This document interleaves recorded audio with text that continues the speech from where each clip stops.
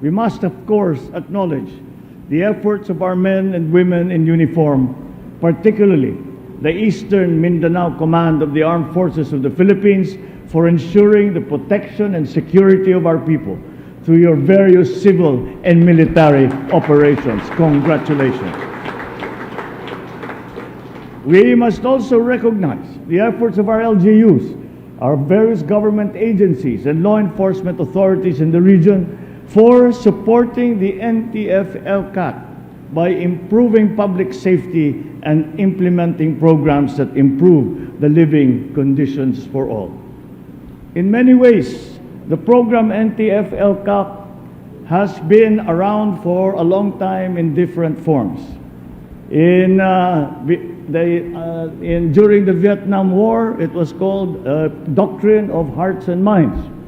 Later on, it was still always referred to. Earlier than that, we used to call it in government civic action, that from the military.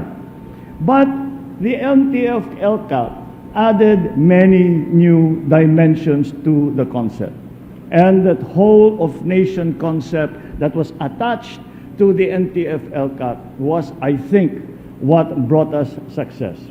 Because instead of the rebel returning or even the rebel fighter, instead of them only dealing with the military, now they deal with the entire government.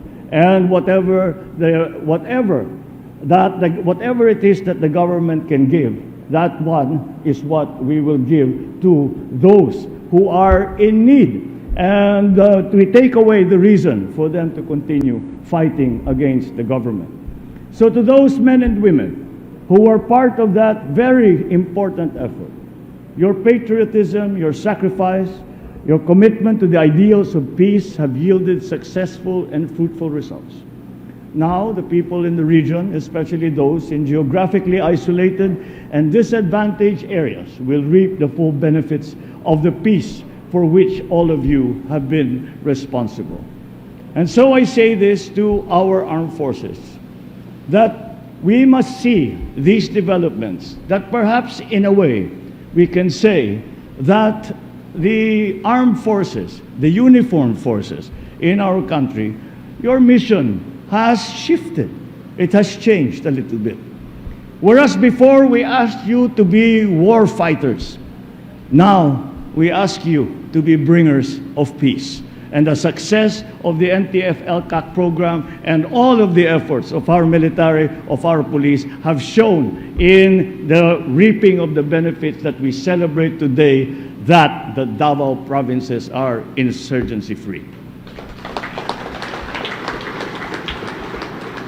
Moving forward, we take an optimistic but cautious step to mind that the goal of achieving long-lasting peace and order in the region cannot end just with this declaration. We will need to sustain it with a whole-of-nation approach to peace, the development to prevent terrorist and lawless elements from recruiting, regrouping, and regaining power over our countrymen. We cannot afford to go back to square one. Thus, I call on the armed forces, government agencies, LGUs, and communities to continue working together to seize the gains in the region and ensure that we will carry this momentum towards the future.